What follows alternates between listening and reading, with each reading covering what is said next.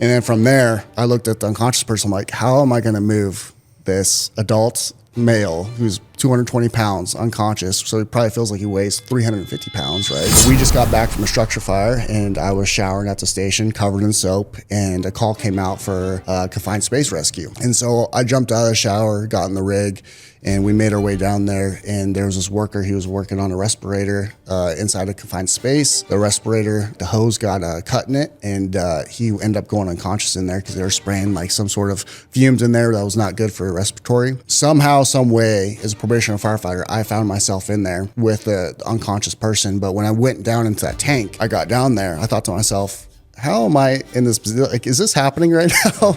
And I got down in the tank, and I had to work my way to the back of it, and I looked across the tank, and it was baffled, right? And I'm like, all right, this is just a confidence trailer. That's all it is. And so I worked myself back, and I had to maneuver my pack a little bit in some tighter spots and whatnot. I made my way to the back of the tank, and the attendant who was watching, or who was keeping track of the person inside, was in there with the unconscious individual. And the male that was unconscious, he was probably like 220 pounds. So I had a conscious person that was freaking out because he's never been put in this situation before, where his coworker is unconscious right next to him. And I have an unconscious person as well. So not only did I have to deal with the unconscious person, but I had to deal with the conscious person, the other worker, right? Are you the only one in there? I was the only one in there at that point in time because there wasn't enough space for more people to get back there. If we sent more people back there, we just wouldn't be able to move them. And so I just kept it very simple. Like, in my brain, I'm like, let's just keep it simple. Everything we do is the basics, right?